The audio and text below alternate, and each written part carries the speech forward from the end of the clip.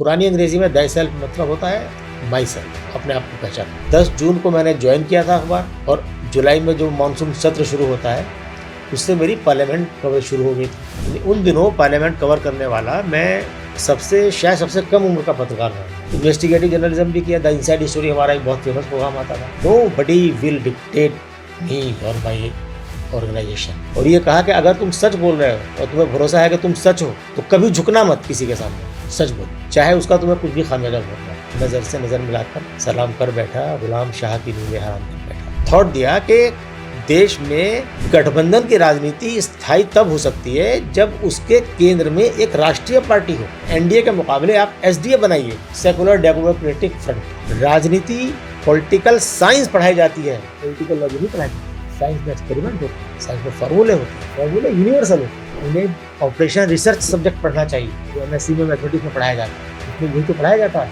कि अपने अपोनेंट के खिलाफ आप कैसे स्ट्रेटेजी बनाएं, तो जिससे उसे मैक्सिमम लॉस हो और आपको मैक्सिमम फायदा हो। संस्कार दें, परिष्कार दें, पुरस्कार।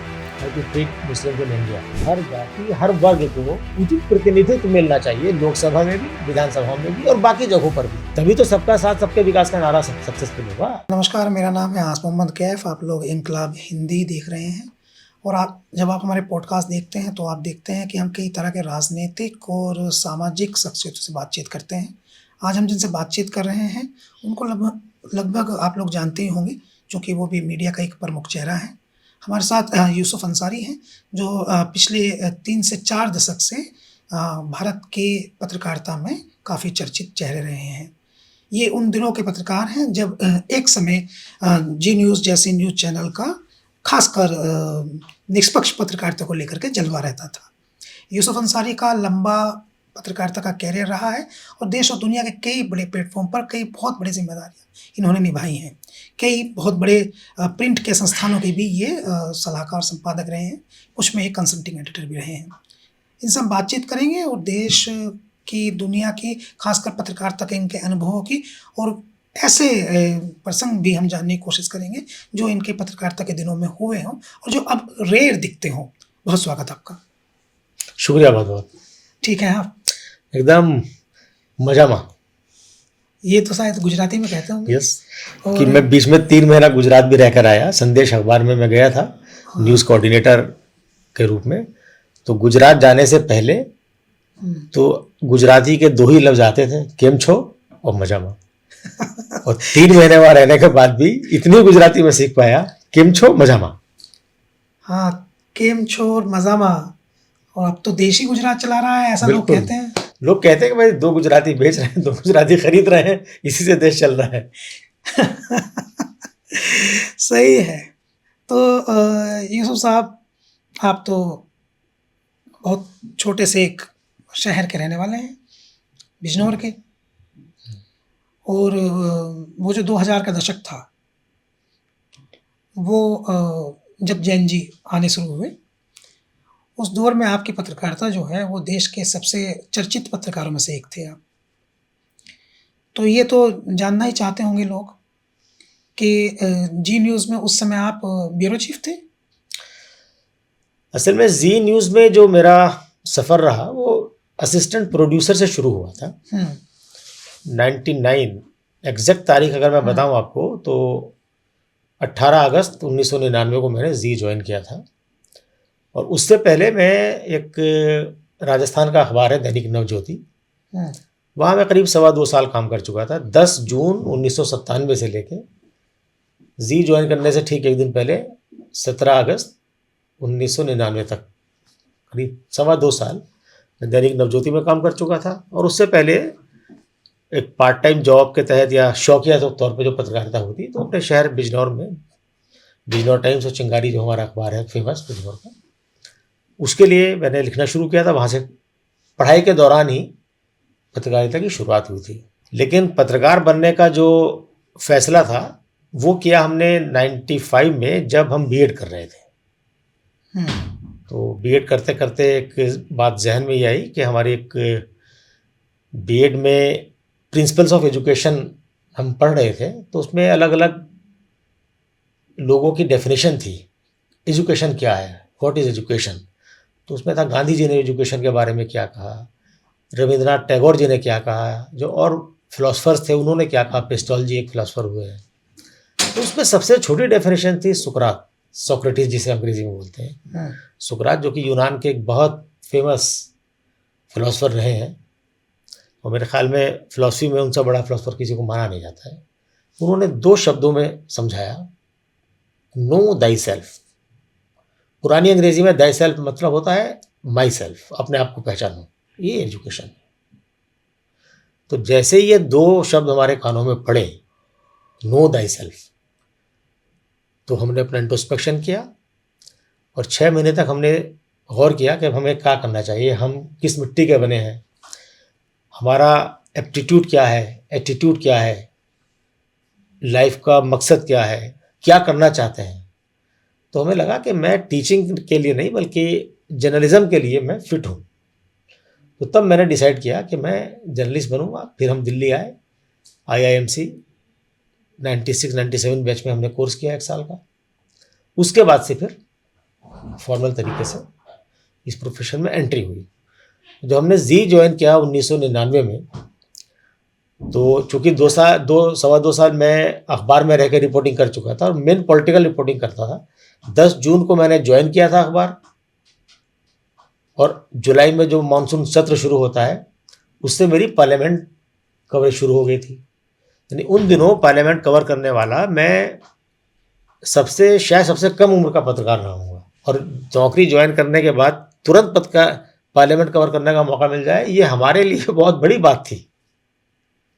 तो उस रिपोर्टिंग के जज्बे के साथ हमने किया। उन दिनों गुजराल साहब की सरकार थी और सिक्योरिटी के थ्रेट चूँकि नहीं थे, तो प्रधानमंत्री तक आसानी से एक्सेस होता था, इंटरेक्शन होता था। उनके रूम में हम लोग जाके बैठ जाते थे, 4 पत्रकार चले गए, कुछ सीनियर थे उनके साथ हम भी चले जाते थे।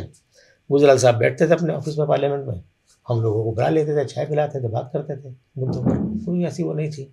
जी न्यूज़ का मैंने जिक्र इसलिए किया, एक्चुअली लोगों की एक आइडेंटिटी है कि अभी आप कहें कि यूसुफ अंसारी, वो बात तो आज से 20 साल पुरानी है, 25 साल के आसपास की। लेकिन आज भी कहें कि यूसुफ अंसारी, तो लोग कहते हैं अच्छा वो जी न्यूज़ वाले। उसके बाद आपने चैनल बहुत सारे चेंज कर दिए, कई जगह आप एडिटर इन चीफ भी रहे, कई जगह आप बता रहे हैं कि कोऑर्डिनेटर। संदेश कोई मामूली अखबार नहीं है, देश में नाम है उसका, बहुत पुराना अखबार है गुजरात का। कई बड़े संस्थानों में आप रहे, लेकिन लोग आज भी कहते हैं कि जी न्यूज़ वाले। और जब जी न्यूज़ की चर्चा करते हैं तो फिर ये भी चर्चा करते हैं कि वो जी न्यूज़ और आज का जी न्यूज़, तो इसके कंपैरिजन की बात होती है। तो वो कोई व्यक्ति जो जी न्यूज़ की नस-नस में बसा हो उस दौर में, और जो आज का जी न्यूज़ भी देख रहा हो, तो वो जो कंपैरिजन करता है तो अलग कंपैरिजन है। ये आपके सवाल के कई हिस्से हैं, मैं अलग अलग हिस्सों का अलग अलग जवाब दूंगा। पहला तो ये कि जो पहले आपने पूछा था कि जी न्यूज़ में क्या रहा, तो मैंने जब 18 अगस्त 1999 को जी न्यूज़ ज्वाइन किया, तो मेरा डेजिग्नेशन था असिस्टेंट प्रोड्यूसर, और हमारा काम था जो स्टोरीज़ बाहर से आती हैं उन स्टोरीज़ को स्क्रिप्ट करना ढंग से, रीराइट करके, और फिर उसमें वॉइस ओवर करना और उसे एडिट कराना। फिर 6-7 महीने बाद अपने अंदर का जो कीड़ा था रिपोर्टिंग का, वो जगह तो मौके हमने तलाशे। हमने अपने एडिटर से बात की कि साहब ये स्टोरी है, मैं करना चाहता हूँ, अपनी छुट्टी के दिन कर लूँगा मैं।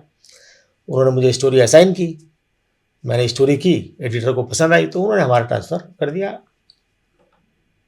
रिपोर्टिंग में। तो तब से हमने रिपोर्टिंग की। वहाँ हमने इन्वेस्टिगेटिव जर्नलिज्म भी किया। द इनसाइड स्टोरी हमारा एक बहुत फेमस प्रोग्राम आता था। और जो बात आपने कही साहब, हमारी पहचान जी न्यूज़ से है, बिल्कुल, इसके लिए मैं ज़िंदगी भर जी न्यूज़ का शुक्रगुजार रहूँगा कि जी न्यूज़ ने जो हमें मौके दिए और हमने जो दिल लगाकर पूरा खून पसीना बहाकर उसके लिए काम किया, तो उसकी वजह से, जी न्यूज़ की वजह से हम एक अच्छे पत्रकार बन पाए। और हमने जो कुछ कर सकते थे अपनी कैपेसिटी में, तो वो हमने अपने संस्थान के लिए किया जब तक हम वहाँ रहे। तो यही वजह है, चूँकि मैं एज ए रिपोर्टर उन दिनों टीवी पर दिखने वाला सबसे ज़्यादा टाइम मैंने एज ए रिपोर्टिंग में, चाहे वो P2C हो या लाइव रिपोर्टिंग हो या फ़ोन हो, और चूँकि बहुत सारी खबरें मैंने उस ज़माने में ब्रेक की, जो एकदम ऐसा होता है कि साहब ये खबर कहीं और है ही नहीं, सिर्फ यूसुफ अंसारी के पास है, वो जी न्यूज़ पे है। तो वो जो एक वजह रही, उसकी वजह से लोग आज मुझे पहचानते हैं, और जहाँ भी बात होती है, अच्छा वही यूसुफ अंसारी जो जी न्यूज़ में थे। तो ये तो अल्लाह का शुक्र है कि वो पहचान के साथ मेरा जुड़ गया। मैं भले ही जी न्यूज़ से नाता तोड़े हुए 15 साल हो गए हैं, लेकिन जब लोगों से मिलते हैं तो वो कहीं ना कहीं याद आ जाता है। लेकिन जी न्यूज़ के जो ओनर्स थे उनसे मेरे आज भी ताल्लुकात हैं और वो अच्छे ताल्लुकात हैं। दूसरी बात जो आपने पूछी कि वो जी न्यूज़ और आज के जी न्यूज़ में क्या फ़र्क है, तो फ़र्क तो आप सब देख रहे हैं। उन दिनों अकेले जी न्यूज़ की बात नहीं है, उन दिनों सारे जो संस्थान थे उनमें वो एक रीढ़ थी, वो स्टैंड लेते थे। उस जमाने में जो काम करने वाले पत्रकार थे वो स्टैंड लेते थे कि नहीं, हमें कोई डिक्टेट नहीं कर सकता। मुझे याद है मेरे पापा को हार्ट की प्रॉब्लम हुई थी 31 दिसंबर 2001 को 31 दिसंबर में। तो उनका हमने एम्स में ट्रीटमेंट कराया था।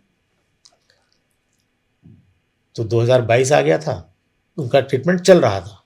5 मार्च 2022 की बात है, पापा का एम्स में टीएमटी और इको 2-3 टेस्ट होने थे। उस दिन मैंने ऑफ लिया था। मैं उनका ट्रीटमेंट करा के एम्स से फ्री हुआ तो मेरे पास हमारे उस वक्त के जो एडिटर इन चीफ थे, सीनियर जर्नलिस्ट थे संजय पुगलिया, उनका फ़ोन आया। बोले यूसुफ कहाँ हो? मैंने बताया उनको कि सर पापा की, कि हाँ मुझे पता है पापा के टेस्ट हो गए। मैंने क्या पापा ठीक है? बिल्कुल ठीक है। कि तो पापा को घर छोड़ो और तुरंत मैं यूनिट भिजवा रहा हूँ, तुम शूट पे चले जाओ। 57 नंबर नॉर्थ एवेन्यू जाना है, आचार्य गिरिराज किशोर की प्रेस कॉन्फ्रेंस है। मुझे कुछ पता नहीं क्योंकि उस दिन मेरी छुट्टी थी, पापा का टेस्ट कराने से, तो अखबार भी मैं सरसरी तौर पे देख पाया था। जब मैं वहाँ पहुँचा प्रेस कॉन्फ्रेंस में तो वहाँ हंगामा मचा हुआ था। आचार्य गिरिराज किशोर के जो पीए वगैरह थे उन्होंने हमें घेर लिया। बोले यूसुफ यार तुम यहाँ आते हो, हमेशा आते हो कवर करने के लिए, क्या हमने तुम्हें कभी मना किया, तुम्हारे साथ कोई बदतमीजी की? मैंने कहा नहीं, कभी नहीं, ऐसा नहीं हुआ। कि फिर यार ये क्या छप गया हमारा? कहाँ छप गया, क्या छप गया? तब मुझे ये पता चला कि एशियन एज अखबार, उसके फ्रंट पेज पे एक छोटी सी खबर छपी थी जिसमें यह दावा किया गया था कि आचार्य गिरिरोध किशोर के यहाँ से जी न्यूज़ के मैनेजमेंट को या मालिकों को फ़ोन करके ये कहा गया कि हमारी प्रेस कॉन्फ्रेंस कवर करने के लिए किसी मुसलमान को मत भेजा कीजिए। तो पुगलिया साहब ने मुसलमान ही भेज दिया। तो मुकल्लिया साहब ने कहा कि साहब आचार्य गिरिराज किशोर हो या कोई और हो, वो डिसाइड नहीं करेगा कि मैं रिपोर्टर कहाँ भेजूंगा, कौन रिपोर्टर भेजूंगा। आई विल डिसाइड, मैं डिसाइड करूंगा। तो उन्होंने उस दिन मुझे रिपोर्टिंग के लिए भेजा जिस दिन मैं अपने पापा का हार्ट का चेकअप करा रहा था हॉस्पिटल में। मैसेज देना चाहते थे? मैसेज देना चाहते थे कि नो बडी विल डिक्टेट मी और माई ऑर्गेनाइजेशन। आप वहाँ से भी कोई रिएक्शन आया जहाँ आप पीसी में गए थे? नहीं, वहाँ मैंने बताया ना, वहाँ थे। तो बाद में ये पता चला कि हमारे एक और साथी थे, परवेज बुखारी, शायद वो किसी दिन गए थे, उन्होंने कोई सवाल पूछा था तो उनके बारे में शिकायत थी। लेकिन मेन उनकी रिक्वेस्ट ये थी आचार्य गिरिराज किशोर की, विश्व हिंदू परिषद के, वो मेरे ख्याल में अंतर्राष्ट्रीय महासचिव थे, कि साहब किसी मुसलमान को हमारे यहाँ कवरेज के लिए ना भेजा कीजिए। लेकिन इसको संजय पुगलिया जी ने उस वक्त बहुत मजबूती से टैकल किया और उसी दिन मुझे भेजा। तो ये था, आज कोई कह दे तो उसे नौकरी से निकाल देंगे। लेकिन आपकी निष्पक्षता तो इस तरह की थी ना कि आप तो फिर अब्दुल्ला बुखारी साहब से भिड़ गए थे। नहीं, मैं नहीं भिड़ा था।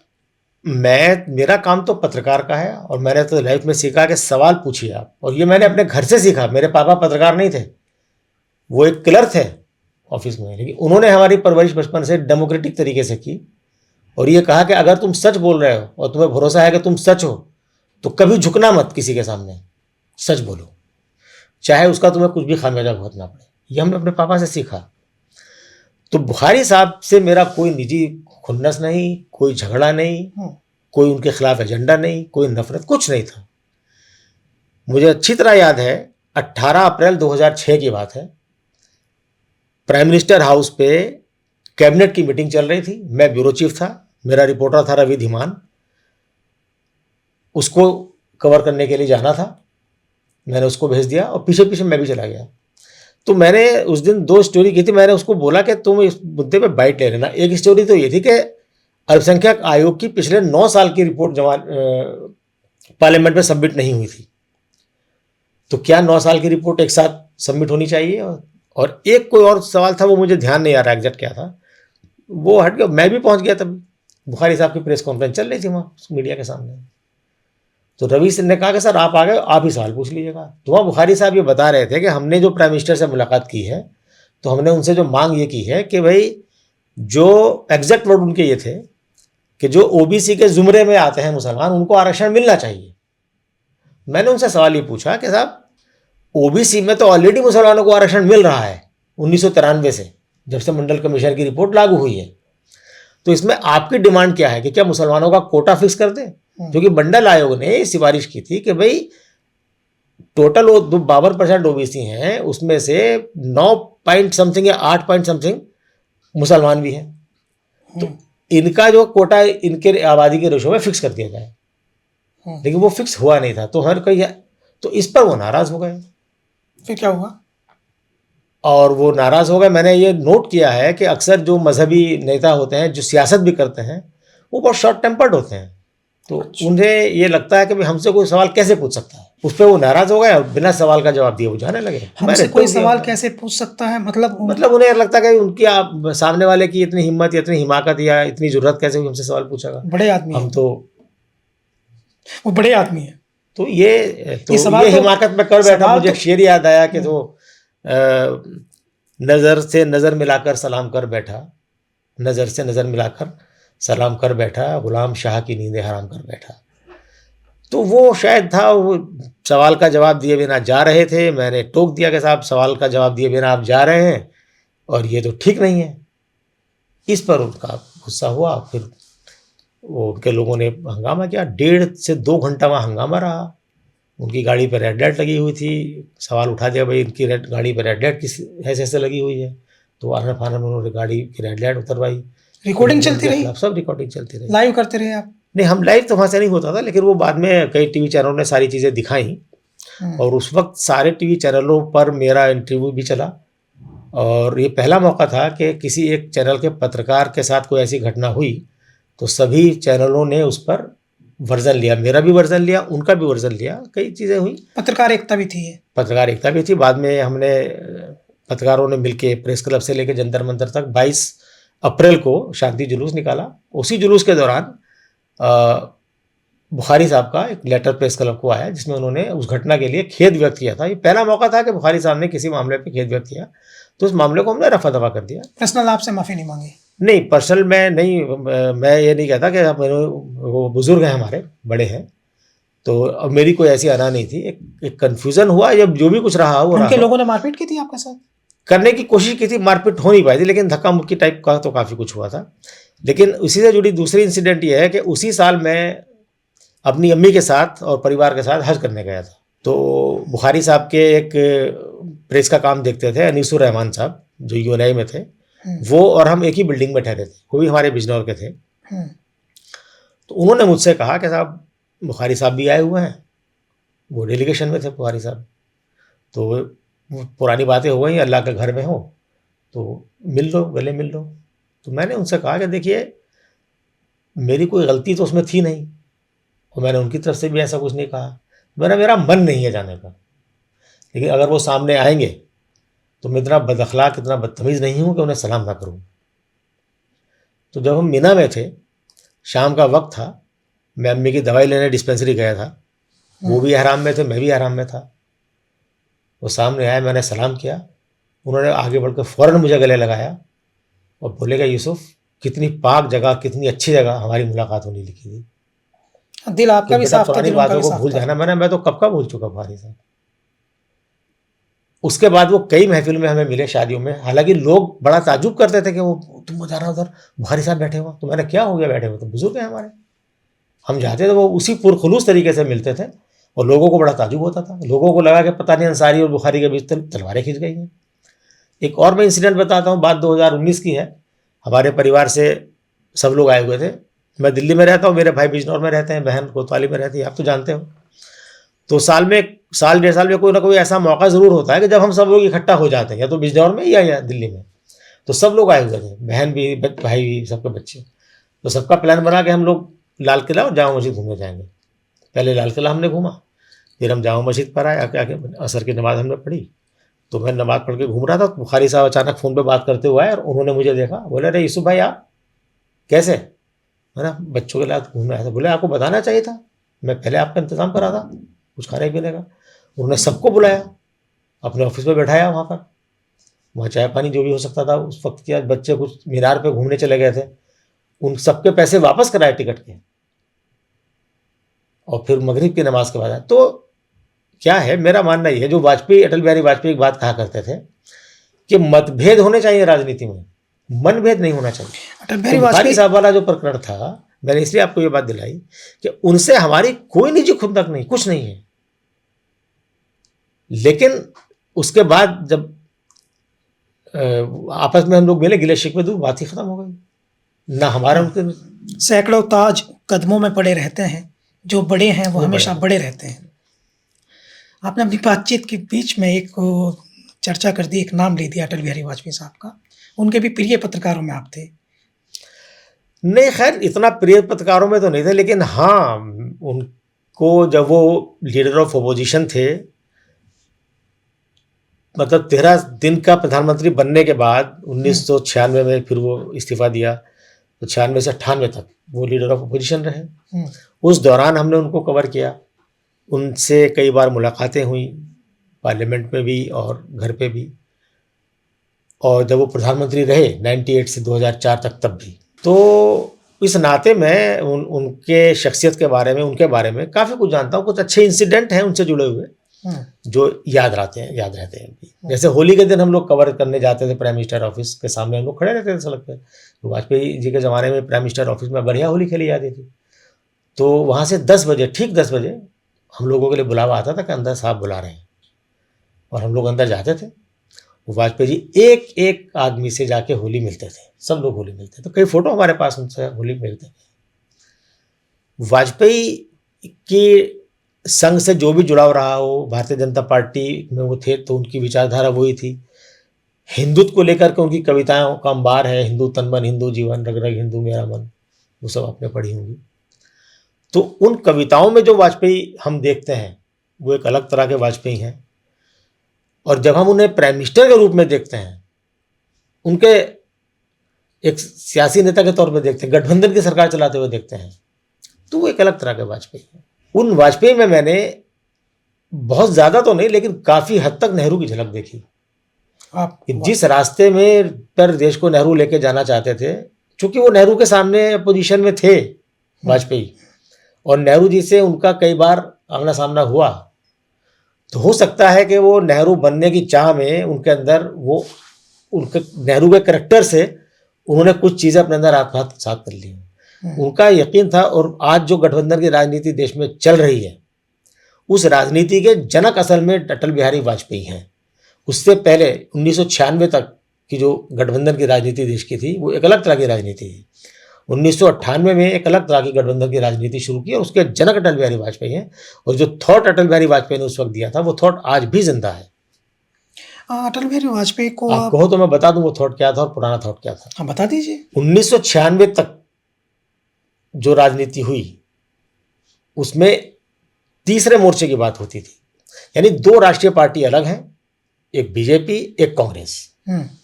बीजेपी एक पॉलिटिकल धारा है, कांग्रेस एक अलग पॉलिटिकल धारा है। इन दोनों के बीच जो न बीजेपी के साथ है न कांग्रेस के साथ है, जो क्षेत्रीय दल थे, उनको मिलाकर के गठबंधन बनता था।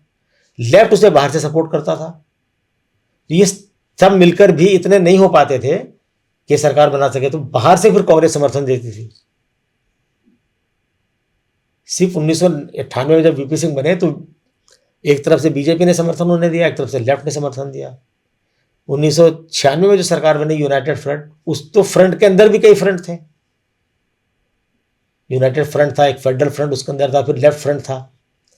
तो वाजपेयी जी ने ये थॉट दिया कि देश में गठबंधन की राजनीति स्थायी तब हो सकती है जब उसके केंद्र में एक राष्ट्रीय पार्टी हो और साथ में रीजनल पार्टी हो, क्योंकि किसी भी रीजनल पार्टी में की संख्या जो है वो 40-50 से ऊपर जा नहीं सकती है। 40 में बहुत ज़्यादा बता रहा हूँ, क्योंकि उत्तर प्रदेश को छोड़ के किसी भी राज्य में 50 से ज़्यादा लोकसभा की सीटें नहीं है। उत्तर प्रदेश के बाद 48 महाराष्ट्र में है, 42 अपना बंगाल में है, सपा जो है सिंगल लार्जेस्ट पार्टी उस वक्त आंध्र प्रदेश का 42वां पर थी। तो अगर कोई पार्टी अपने राज्य की सारी सीटें भी जीत ले, तो महाराष्ट्र की होगी तो 48 जीतेगी, बंगाल की होती तो 42 जीतेगी, आंध्रा की होगी तो 42 जीतेगी, तो 42 पे कोई आदमी कैसे प्रधानमंत्री बन सकता है। तो ये था कि भाई बाकी जो राष्ट्रीय पार्टी है वो केंद्र में हो, उसका मुखिया जो है वो प्रधानमंत्री है, और बाकी जो दूसरे क्षेत्रीय दल हैं वो अपनी अपनी हैसियत के हिसाब से मंत्रालय ले लें और गठबंधन को सपोर्ट करें।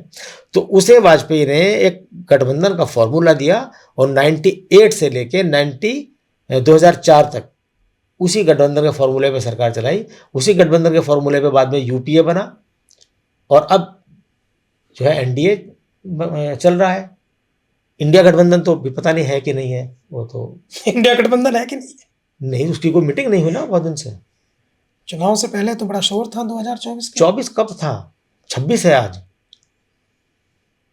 रहेगा सस्टेन, रहेगा आगे तक नहीं रहेगा? इंडिया वाले जाने, आपको पत्रकार है ना।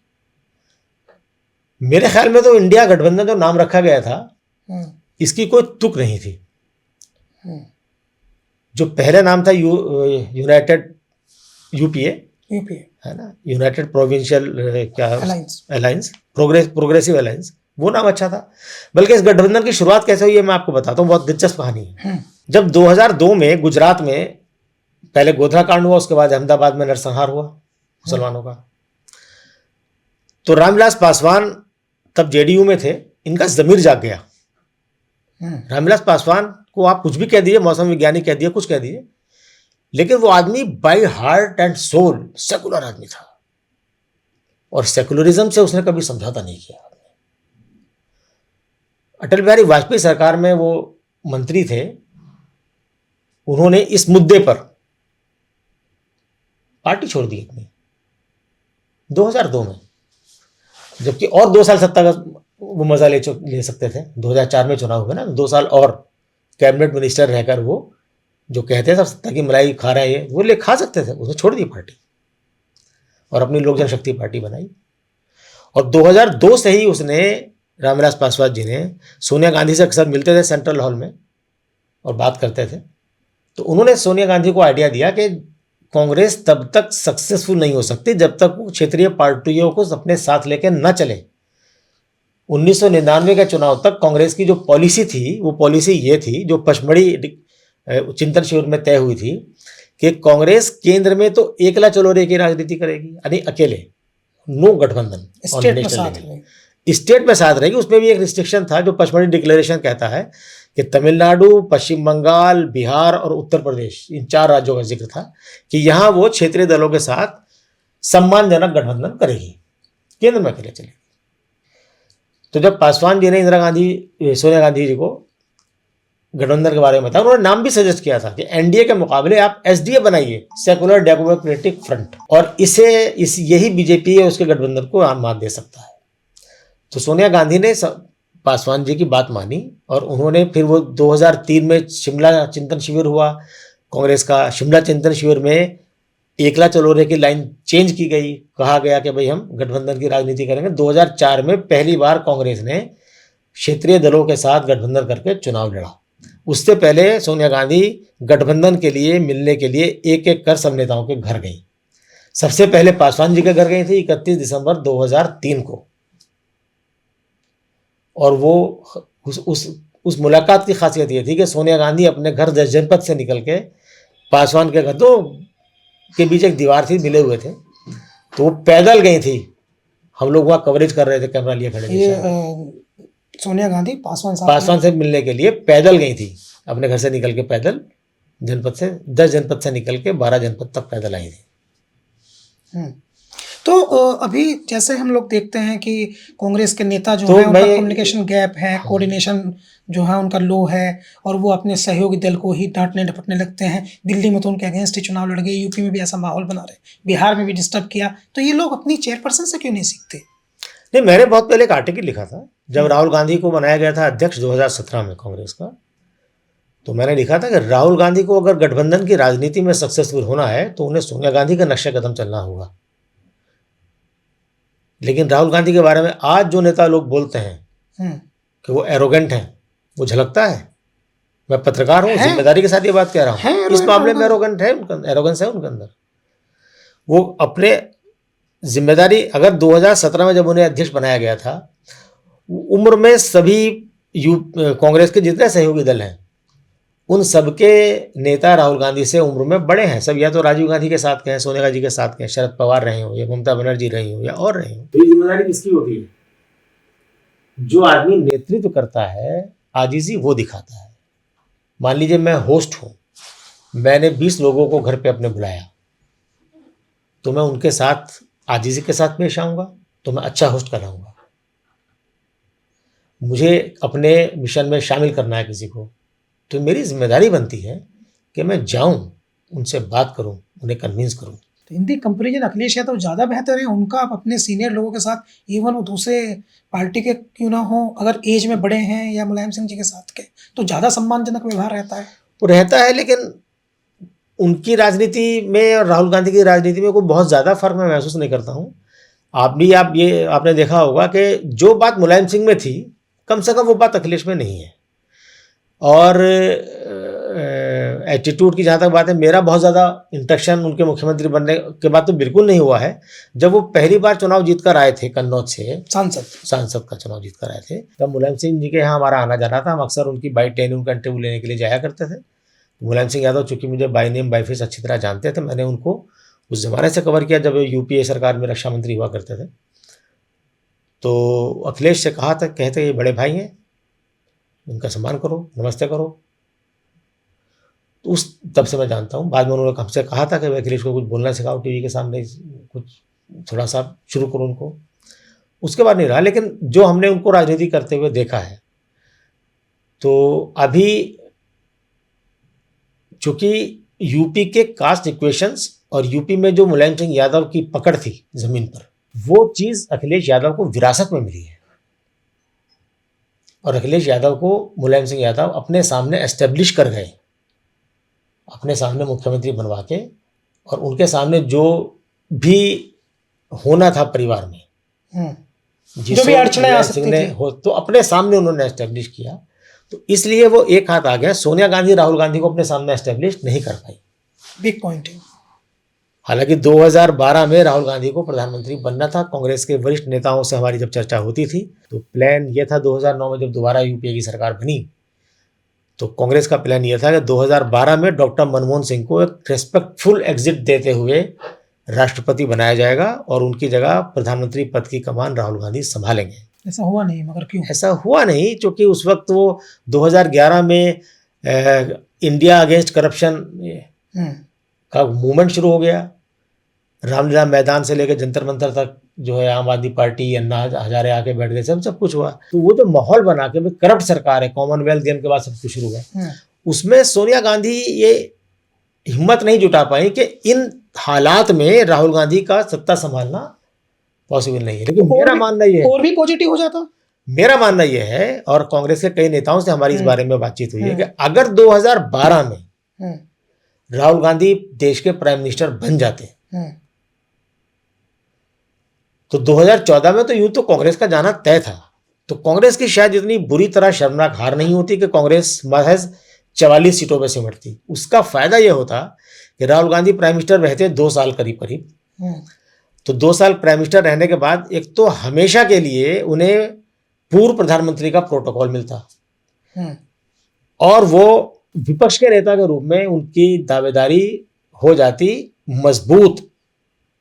उन्हें कोई, जैसे बाद में हुआ ना कि भाई कांग्रेस की तो 44 हो गई, लीडर ऑफ अपोजिशन की पोस्ट भी नहीं मिली, 19 में भी नहीं मिली, क्योंकि 52 सीटें थी।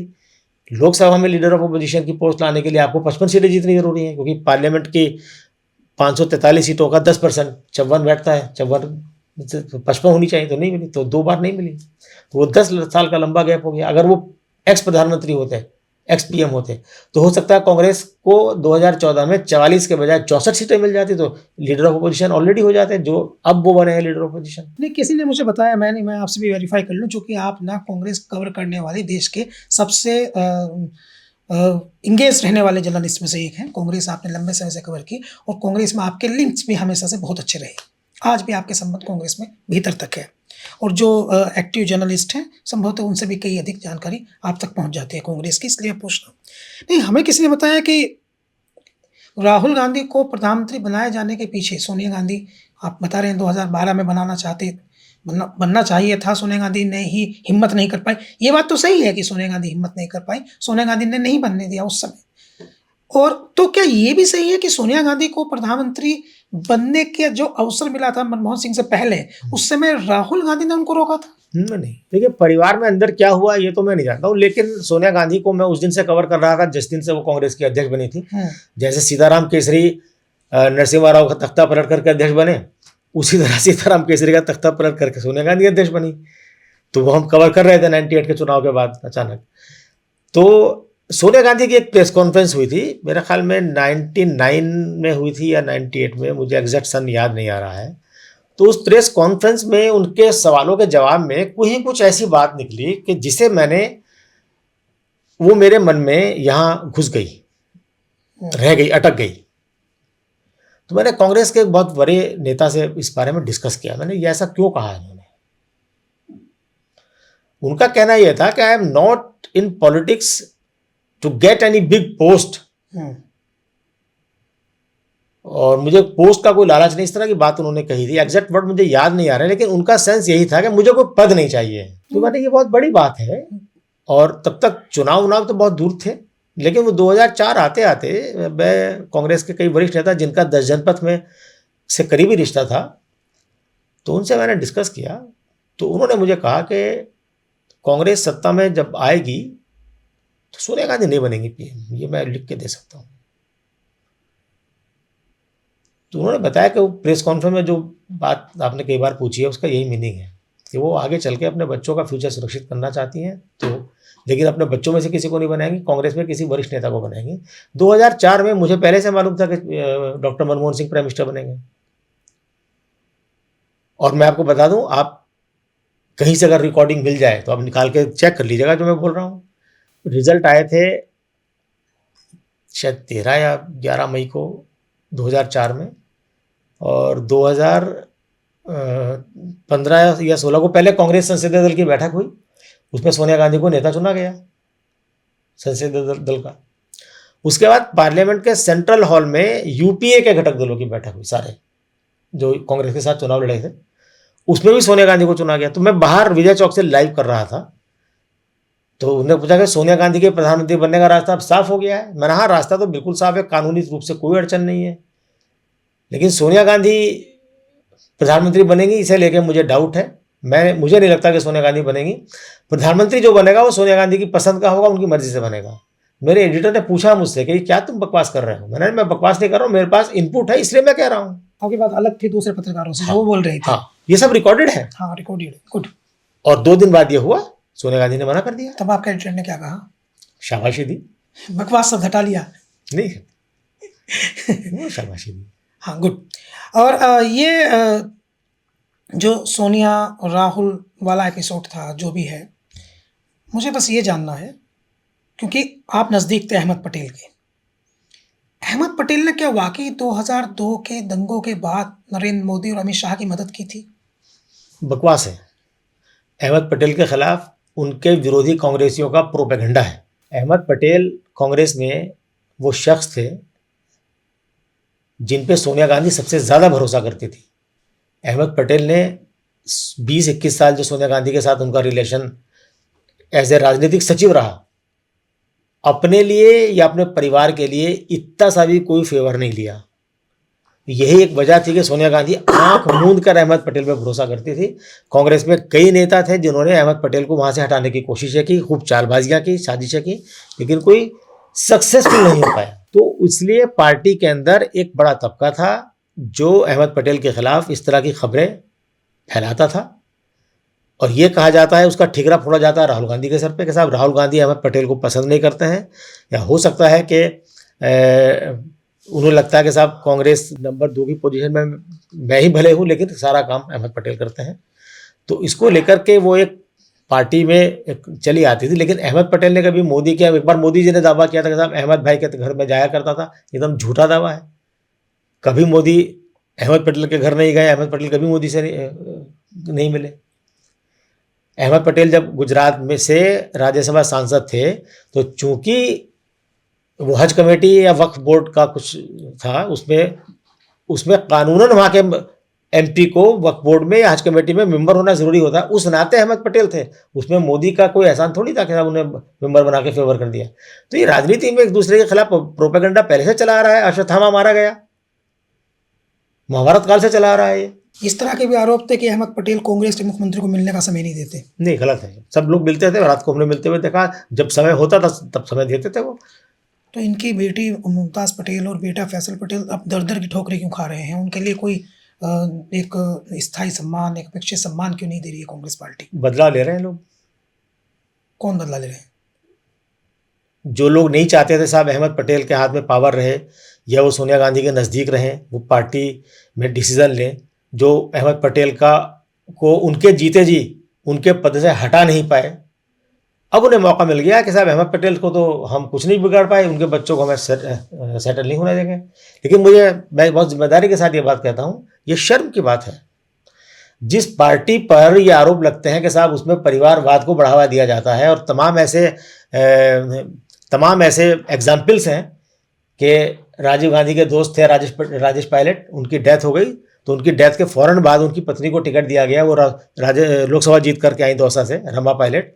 उनके बाद 25 या 26 साल की उम्र में सचिन पायलट को 2004 से दिया गया टिकट। जितेंद्र प्रसाद के फादर जितेंद्र प्रसाद, उनकी भी असामयिक मौत हुई, जबकि उन्होंने सोनिया गांधी के खिलाफ बगावत का झंडा बुलंद किया था, चुनाव लड़ा था सोनिया गांधी के खिलाफ।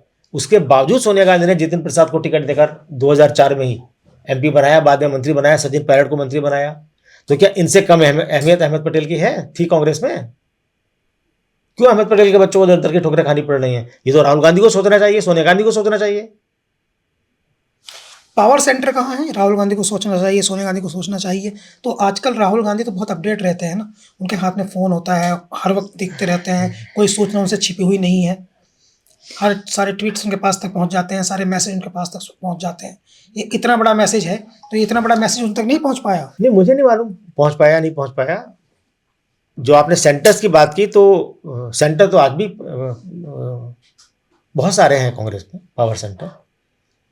एक तो सबसे मजबूत पावर सेंटर जो आज भी है, जहां तक लोग आज अपनी फरियाद पहुंचाना चाहते हैं, वो 10 जनपद है सोनिया गांधी का। हर कांग्रेसी आदमी चाहता है कि मैं किसी तरह मैडम से मिलकर अपनी बात कह दूं, क्योंकि मेरा तो मसले का हल सिर्फ मैडम कर सकती हैं। तो वहाँ पावर सेंटर है, तो वो तो दूसरा खड़गे जी का दूसरा सेंटर है, तीसरा सेंटर राहुल जी का है, चौथा सेंटर प्रियंका जी का है, पांचवा सेंटर केसी वेणुगोपाल का है। 5 तो ये मजबूत सेंटर है। तो मुझे लगता है इन 5 में से बस केसी वेणुगोपाल का सेंटर जो है वो उनको अप्रोच कर सकता है अहमद पटेल को। वो हम देख भी रहे हैं मुस्लिम लीडरशिप को लेकर के, केसी वेणुगोपाल पर बहुत सारे सवाल हैं। लेकिन शेष जो 4 पावर सेंटर है, जिनमें जो बिग पावर सेंटर है, सबसे बड़ा पावर सेंटर है सोनिया गांधी जी, उनके साथ तो काम किया है, वो तो ये कर ही सकती थी, उनको उनके बच्चों को थोड़ा।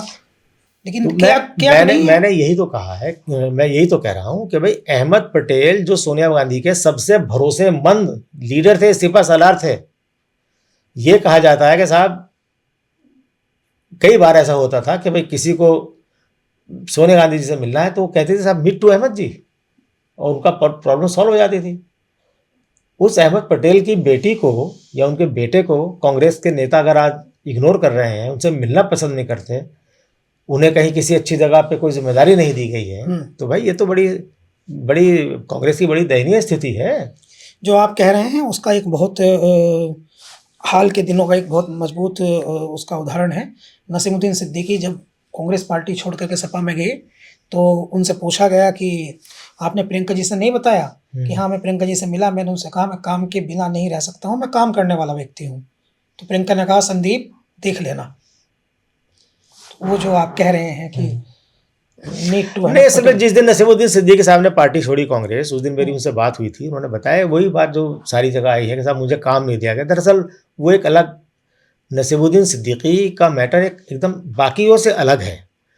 दरअसल नसीमुद्दीन सिद्दीकी बीएसपी के नेता थे, मायावती के बहुत करीबी थे, और एक ही बार तो वो एमएलए रहे 1984 में बांदा से। उसके बाद तो उन्होंने कभी चुनाव लड़ा नहीं, ना लोकसभा का ना विधानसभा का। जब भी वो रहे सत्ता में तो एमएलसी रहे, तो वहाँ वो कुछ और काम करते थे। तो जो काम वो मायावती के साथ बीएसपी में रह के करते थे, वो काम कांग्रेस में होता नहीं है। तो उन्हें क्या काम देती कांग्रेस, जरा बताइए। उन्हें प्रदेश वेस्टर्न यूपी का अध्यक्ष बनाया, उपाध्यक्ष बनाया और कुछ दिया। मतलब ये तो उनकी शिकायत गलत है कि साहब उन्हें कांग्रेस ने जिम्मेदारी नहीं दी, उन्हें पद दिए गए, जिम्मेदारी दी गई, उन्हें लोकसभा का चुनाव दिया गया, मनपसंद सीट दी गई। और जिस दिन उनका नाम अनाउंस किया गया था बिजनौर से लोकसभा सीट से, मैंने कहा था ना 25,000 में सिमट जाएंगे। 20,000 वोट मिली। हाँ, मैंने कहा था 25,000 के अंदर सिमट जाएंगे, वही लगभग 20,000 के आसपास वोट भी उनको मिली। तो अगर उन्हें यह शिकायत है साहब कांग्रेस ने कुछ नहीं दिया उन्हें, ऐसा तो नहीं कह सकते, उन्हें भरपूर मौका दिया गया। नहीं, वो मोमेंटम इस तरह का था, चूंकि सपा और बसपा मिलकर चुनाव लड़ रही थी। इमरान प्रतापगढ़ी को 50,000 मिली थी मुरादाबाद नहीं, में। 25 मिले थे उसको। इमरान प्रतापगढ़ी को 50 मिली थी। 25 मिले थे। मैं अपडेट कर दूं आपको। चलो वो देख रहे हो, वो मैटर नहीं, वो अलग। हाँ, लेकिन यहाँ पर बिजनौर में बीएसपी का कैंडिडेट चुनाव जीत गया था, तो वो सही है कि 4 लाख से ज़्यादा तो मुसलमान ही था, उनको 20,000 के आसपास वोट पड़ी थी। दूसरी बात, उत्तर प्रदेश में कांग्रेस जब उत्तर प्रदेश जीतती है तब वो सेंटर जो है उसके लिए आसान रास्ता बन जाता है। हम देखते रहे हैं उत्तर प्रदेश में आनंद भवन है, प्रयागराज है, इलाहाबाद है। उत्तर प्रदेश प्राइम मिनिस्टर देता है, वहाँ से दिए उन्होंने, राजीव आए, नेहरू, इंदिरा, कोई भी। लेकिन उत्तर प्रदेश में कांग्रेस की हालत ऐसी हो गई है कि अब वो विधानसभा की 10 सीटें जीतने की स्थिति में नहीं है, और लोकसभा की तो बिना समाजवादी पार्टी के सहयोग के एक बार तो आप देख लीजिए एक ही सीट लोकसभा की रह गई थी। तो क्या कारण है कि उत्तर प्रदेश में पार्टी खड़ी नहीं हो पा रही है कांग्रेस? देखिए, उत्तर प्रदेश में कांग्रेस की हालत उस मरीज की तरह हो गई है जिसे डॉक्टरों ने लाइलाज घोषित कर दिया है, और घर वाले उसकी जान बचाने के लिए नीम हकीमों को यहाँ चक्कर लगाते हैं। ये बात मैंने 2002 में लोक विधानसभा चुनाव के नतीजे आने के बाद अपने एक P2C में पढ़ी थी। तो गुलाम नबी आज़ाद ने मुझे घर बुला के शाबाशी दी थी, क्योंकि 2002 में गुलाम नबी आज़ाद इंचार्ज थे यूपी के, और उन्होंने परिवर्तन यात्रा निकाली थी यहाँ नोएडा से लेकर आगे तक, और चुनाव से पहले बता दिया था कि कुछ खास होने वाला नहीं है। भले ही हमने परिवर्तन यात्रा निकाली, कोई परिवर्तन होने का दिख नहीं रहा है। 25 सीटें जीती थी 2002 में। तब से कांग्रेस डाउन पे ही है, अप नहीं हुई है। कांग्रेस ने हर फॉर्मूला आजमा के देख लिया है। आखिरी बार कांग्रेस उत्तर प्रदेश में 1984 में जीती थी। तो वरिष्ठ पत्रकार साहब, वरिष्ठ संपादक साहब, कांग्रेस के आप नजदीक के व्यक्ति हैं, ये बताइए फॉर्मूला है क्या? बढ़ेगी कैसे कांग्रेस यूपी में? और यूपी में बढ़ेगी नहीं तो नॉर्थ इंडिया में देखिए, नॉर्थ इंडिया में कांग्रेस अगर बढ़ेगी नहीं, राजस्थान, मध्य प्रदेश, हरियाणा, दिल्ली, उत्तराखंड, तो हिंदी बेल्ट में अगर कांग्रेस आएगी नहीं, चूंकि राहुल गांधी का जो शो ऑफ है, जिसको लेकर के एक परसेप्शन बना है देश भर की राजनीति में कि वो नॉर्थ इंडिया के नेता नहीं हैं, वो उन नेताओं को पसंद करते हैं जो बढ़िया अंग्रेजी बोलते हैं। वो तमिलनाडु के, मणिपुर के, मेघालय के, वो नॉर्थ ईस्ट के, साउथ के नेता हो सकते हैं, मगर नॉर्थ इंडिया के नेता नहीं है। ये परसेप्शन बना है, और यहाँ जब तक स्टैंड नहीं करेगी कांग्रेस, तब तक भूल जाइए दिल्ली की गद्दी। क्या फॉर्मूला आपका है जो आपने? मेरे पास कोई फॉर्मूला नहीं है, और मेरे लिए फॉर्मूला होगा उन्हें देने के लिए तो मैं उसकी कीमत वसूलूंगा, प्रशांत किशोर की तरह। मैं फ्री में क्यों दूंगा, है ना। मैं इतना जानता हूँ कि 2012 में हम पीस पार्टी में थे, चुनाव लड़ा रहे थे, हम नई पार्टी थी, हम 4 सीटें जीते थे, कांग्रेस 7 जीती थी। तब राहुल गांधी ने मन से कहा था कि साहब पीस पार्टी की तरह मेहनत करनी चाहिए। अब मैं बताता हूँ, एक इंग्लिश फिलोसफर है अमेरिकन, उनकी किताब है the magic of thinking big, doctor David J shorts. उसमें कहीं उन्होंने लिखा है कि अगर कोई काम आप ठीक उसी तरह करते हो जैसा कि आपसे पहले लोगों ने किया है, तो यकीन जानिए आपको वही नतीजे मिलेंगे जो इससे पहले के लोगों को मिले। सिंपल, जो इससे पहले के लोगों को मिले। तो उत्तर प्रदेश में कांग्रेस का जो प्रभारी आता है वो एक ही फॉर्मूला लेकर आता है। वो फॉर्मूला है BMW। BMW मतलब ब्राह्मण, मुस्लिम एंड वीकर सेक्शन। जब गुलाम नबी आज़ाद को 2002 में हटाकर सत्यव्रत चतुर्वेदी को कमान सौंपी गई, जगदम्बिका पाल अध्यक्ष थे और ये अपना प्रमोद तिवारी CLP लीडर थे, तब भी वो BMW लेकर आया था, तब से वही चल रहा है। तो भाई घिसे घिसाए फॉर्मूलों से राजनीति नहीं चलती है। राजनीति पॉलिटिकल साइंस पढ़ाई जाती है, पॉलिटिकल लॉजी नहीं पढ़ाई जाती है। साइंस में एक्सपेरिमेंट होते हैं, साइंस में फॉर्मूले होते हैं, फॉर्मूले यूनिवर्सल होते हैं। तो जब तक आप आउट ऑफ द बॉक्स नहीं सोचोगे, अपने विरोधी की ताकत को पहचान कर उससे निपटने के लिए एक एमिकेबल प्लानिंग नहीं बनाओगे, आप सक्सेसफुल हो ही नहीं सकते। एक मिनट, आप क्रिकेट देखते हो? खेलता भी हूँ। खेलते भी हो? मैं नहीं देखता क्रिकेट। मैंने कभी लाइफ में एक भी मैच पूरा नहीं देखा। बच्चे देख रहे होते हैं तो थोड़ा बहुत मैं भी देख लेता हूँ, लेकिन जानकारी रखता हूँ। आपने देखा होगा कि क्रिकेट में 96 वगैरह अगर आपको याद हो तो श्रीलंका एक स्ट्रेटेजी के तहत आई, शुरुआती बल्लेबाज कालू वितरणा और सनत है जयसूर्या ना, पहले जो 15 हिटर ओवर में थे, तेज खेलते थे, तेज खेलते थे और महफिल लूट ली। 6 और 7 नंबर के बल्लेबाज थे, ऊपर खिलाया था। स्ट्रेटेजी थी ना उनकी, स्ट्रेटेजी बनाई और वर्ल्ड कप उठा के ले गए। हम्म। हर चुनाव अलग होता है, उसके मुद्दे अलग होते हैं, उसके लिए अलग स्ट्रेटेजी चाहिए। कांग्रेस के नेताओं को, जो कांग्रेस के स्ट्रेटेजिस्ट हैं, उन्हें ऑपरेशन रिसर्च सब्जेक्ट पढ़ना चाहिए, जो एमएससी में मैथमेटिक्स में पढ़ाया जाता है। उसमें यही तो पढ़ाया जाता है कि अपने अपोनेंट के खिलाफ आप कैसे स्ट्रेटेजी बनाओ कि जिससे उसे मैक्सिमम लॉस हो और आपको मैक्सिमम फायदा हो। नहीं, अभी कांग्रेस पढ़ रही है कि अपने ही साथियों के विरुद्ध कैसे एक स्ट्रेटजी बनाओ।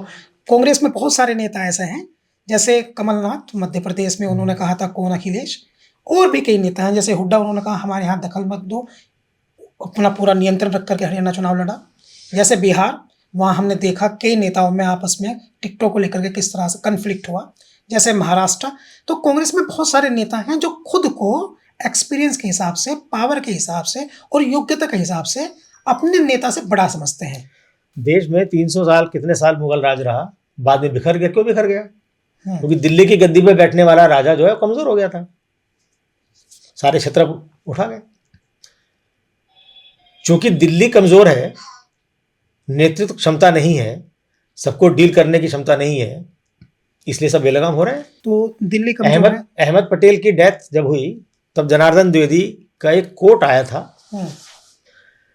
उन्होंने कहा, यूसुफ जी, मैंने फोन पे बात की थी उनसे आर्टिकल लिखने के लिए, उनका कोट लिया, यूसुफ जी कांग्रेस के पास अब दूर सरा अहमद पटेल नहीं है। 5 साल पूरे हो चुके अहमद भाई के इंतकाल को, 2020 में उनका इंतकाल हुआ था। आज कांग्रेस में कोई ऐसा नेता नहीं है कि जो देश में सभी पार्टी के नेताओं, शीर्ष नेतृत्व से बात करके कन्विंस करने की क्षमता रखता। दूसरी बात, कांग्रेस की यूएसपी क्या थी?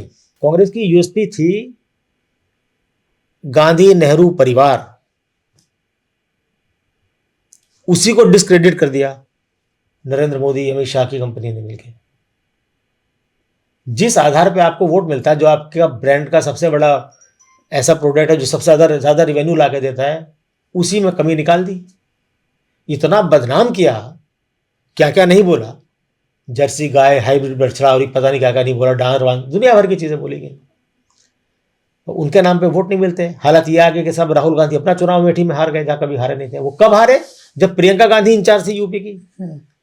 तो अब इस स्थिति से कैसे निपटना है, ये तो कांग्रेस को सोचना है ना।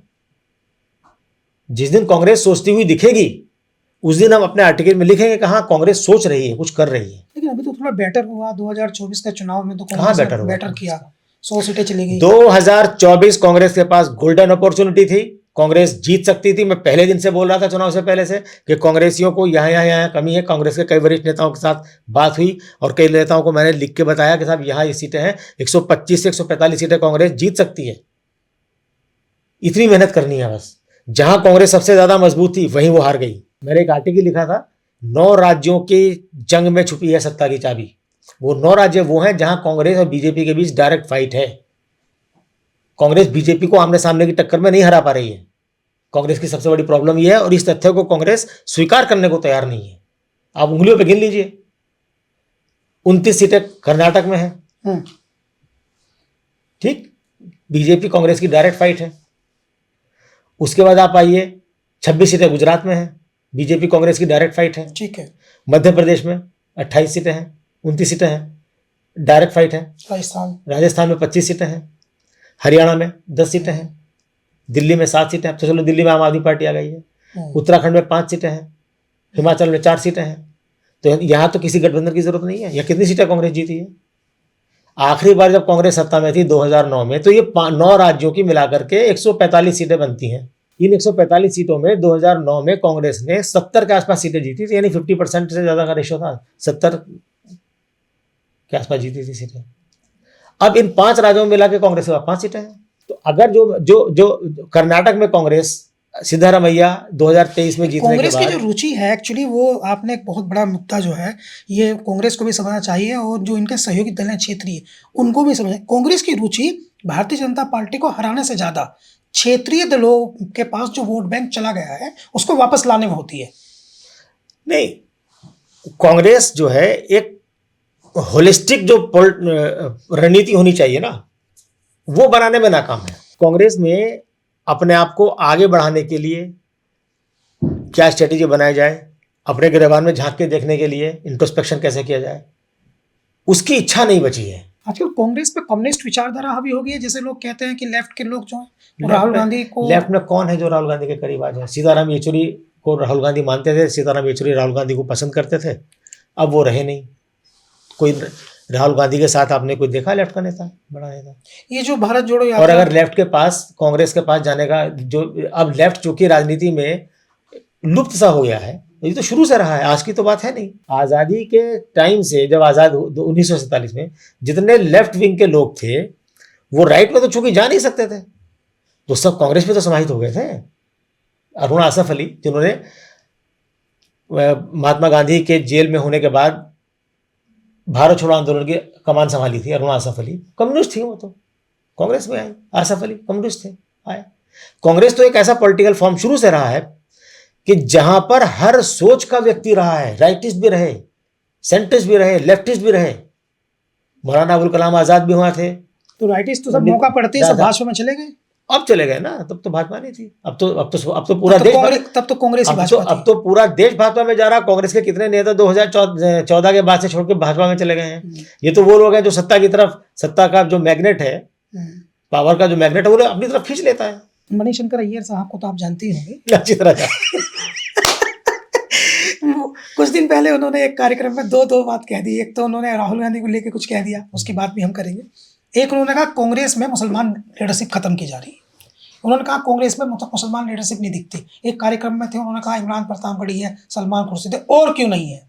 ये नोटिफाई भी करते हैं हम। और राजनीतिक तौर पर अगर हम देखें, मैं इस सवाल को थोड़ा सा और बड़ा करूँगा। राजनीतिक तौर पर हम देखें तो सिर्फ कांग्रेस की बात नहीं है। हम देखते हैं सभी सेकुलर पार्टियों ने उनके साथ में पैरेलल एक बराबर में खड़े होने वाला मुसलमान नेता होता था। जैसे मुलायम सिंह जी के साथ आजम खां, या बसपा में नसीमुद्दीन सिद्दीकी, टीएमसी में ममता बनर्जी के बराबर में एक नेता खड़ा होता था। लालू प्रसाद यादव के साथ अब्दुल बारी सिद्दीकी खड़े होते थे। महाराष्ट्र में ऐसा होता था, बिहार में हम देख रहे थे, राजस्थान में भी हम देख रहे थे, इवन एक जगह से सीएम बना, फिर असम में भी हम देख रहे थे, पूरे देश में देख रहे थे। लेकिन वो लीडरशिप ना सपा में दिखती है ना बसपा में दिखती है बराबर में खड़े होने वाला। सपा उत्तर प्रदेश की सबसे बड़ी अपोजिशन की पार्टी है। उनके पास कोई ऐसा नेता नहीं जो अखिलेश यादव के बराबर में खड़ा हुआ दिखाई दे, उस कद का नेता, जैसे आजम खां कद के नेता थे। तो कांग्रेस चूंकि राष्ट्रीय पार्टी है, पहली जवाबदेही, पहला सवाल, माइनॉरिटी की बात तो करती है, माइनॉरिटी के नेताओं ने दावा भी करती है, माइनॉरिटी की आवाज़ उठाने की का वो नारा भी पीटती है, मगर लीडरशिप उनके पास भी समाप्त होती जा रही है। क्या नहीं, देखिए, ये तो मुसलमानों के तिरस्कार का दौर है। पुरस्कार, समस्कार, तिरस्कार, जो 3 शब्द हैं, जो कहीं लिखे भी होंगे, शायद किसी ने बताया था कि संस्कार देम, परिष्कार देम, तिरस्कार देम, how to treat Muslims in India. Atal Bihari Vajpayee का एक आर्टिकल था 1995 में, राष्ट्र धर्म नाम की मैगजीन में छपा था। इंटरनेट पे अवेलेबल है, खोजोगे तो मिल जाएगा। मैं लिखा कि भाई जो मुसलमान हैं, इन्हें बार बार ये एहसास कराओ कि इनके पूर्वज हिंदू थे। 100 बार कहो, 50 बार कहो, 250 बार कहो, तो इनमें यह होगा कि हाँ भाई हमारे पूर्वज हिंदू थे। तो जब ये होंगे तो कुछ लोग घर वापसी करेंगे और कुछ कम से कम हिंदू रीति रिवाजों को अपनाएंगे, तो इनका संस्कार हो जाएगा। जो संघ का राष्ट्रीय मुस्लिम मंच है, इंद्रेश जी उसके अध्यक्ष हैं, वो यही काम करते हैं। 5000 संस्कार सेंटर चला रहे हैं वो इस देश में, और लाखों लोगों का संस्कार करते हैं। 5000 संस्कार सेंटर चलते हैं उनके। तो उसके बाद जो संस्कार करने को तैयार हो जाएं, उनको कुछ परिष्कृत कर दो, कुछ पद दे दो, गवर्नर बना दो, कहीं का यूनिवर्सिटी का वाइस चांसलर बना दो, और वहाँ बैठ के वो संघ, बीजेपी और के भारतीय संस्कृति का महिमांडन करेंगे। और जो ऐसा करने से इनकार करें, उनका तिरस्कार करो।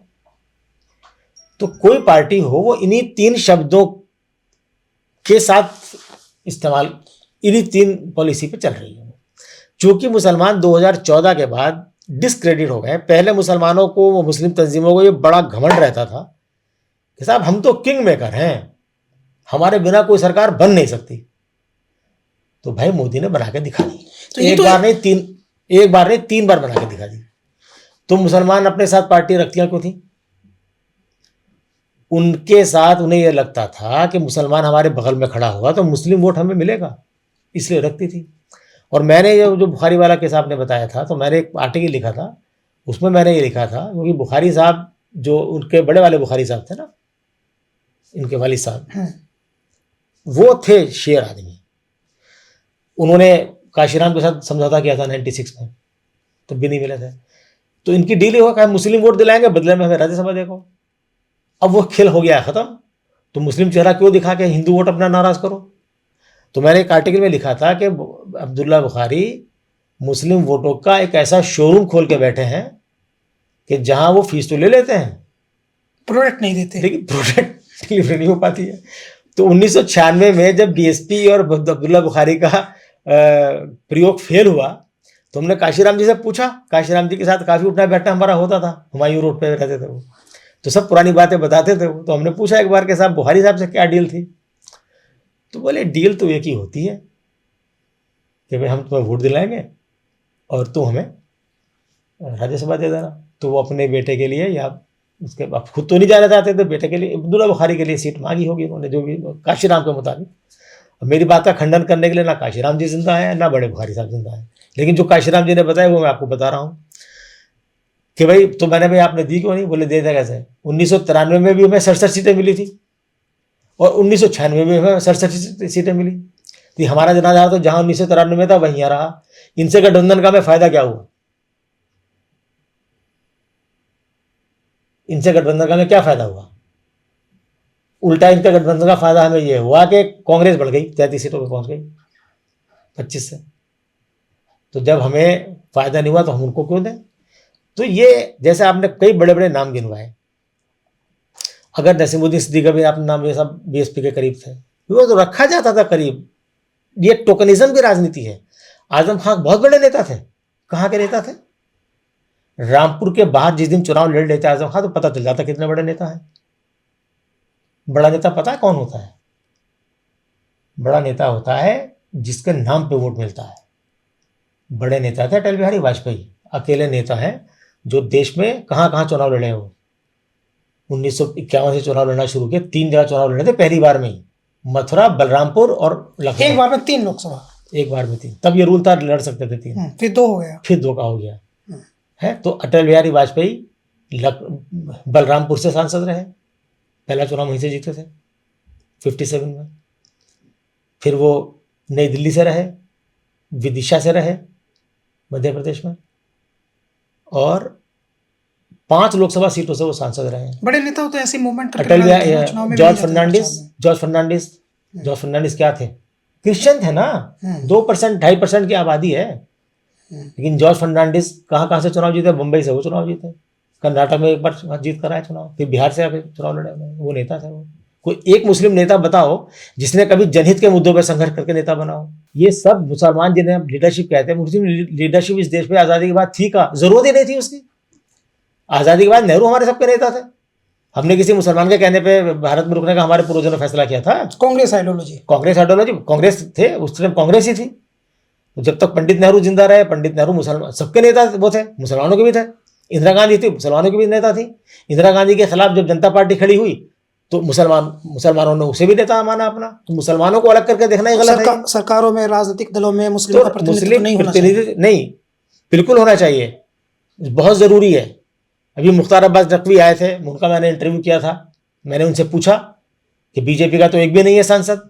हाँ, एक है जो राष्ट्रपति मनोनीत है। नहीं, वो मनोनीत है, बीजेपी के टिकट पे नहीं है। उन्होंने कहा चिंता की बात है, ये बड़ी बात है मुख्तार अब्बास नकवी का ये बोलना। उनको भी तो इग्नोर किया जा रहा है ना, शाहनवाज हुसैन भी इग्नोर है, वो भी इग्नोर है। उनके अंदर पीड़ा है। हर धर्म, हर जाति, हर वर्ग को उचित प्रतिनिधित्व मिलना चाहिए, लोकसभा में भी, विधानसभा में भी और बाकी जगहों पर भी। तभी तो सबका साथ सबके विकास का नारा सक्सेसफुल होगा। और अगर आप बिल्कुल इग्नोर करोगे, नहीं इन्हें तो हमें एकदम हाशिए पे रखना है, इनको तो हमें एकदम दोयम दर्जा का नागरिक बना कर रखना, तो ये सोच जो है वो अनडेमोक्रेटिक है। राहुल गांधी बन जाएंगे प्रधानमंत्री? वो बनना नहीं चाहते प्रधानमंत्री। कब कहा कि मैं प्रधानमंत्री बनूंगा? एक बार बता दो। पूरी पार्टी चाहती है साहब प्रधानमंत्री। एक बार मुझे बयान दिखा दो कि राहुल गांधी प्रधानमंत्री बनना चाहते हैं। 2024 में बहुत सारे उनके सहयोगी दल के जो नेता थे वो चाहते थे कि वो तो प्रधानमंत्री बने, तब भी नहीं दिसंबर बने। 2017 में राहुल गांधी कांग्रेस के अध्यक्ष बने और अगले साल कांग्रेस की CWC की बैठक हुई थी।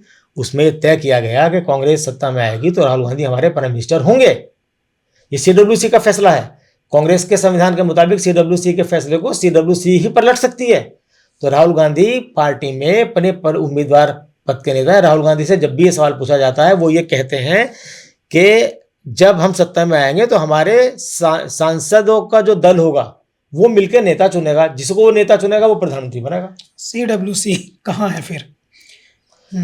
अब रही बात, राहुल गांधी ने एक बार भी अपने मुंह से ये बात नहीं कही कि साहब मुझे देश का प्रधानमंत्री बनना है। जैसे मोदी जी ने तो कहा था, राहुल ने तो नहीं कहा। और मैं आप बता दूं, आप लिख के रख लेना, व्हाइट सेव करके रख लेना, अगर 2029 में या 29 के बाद 34 में आती है पार्टी सत्ता में गठबंधन के साथ, राहुल गांधी नहीं बनेंगे प्राइम मिनिस्टर, वो किसी को बनाएंगे।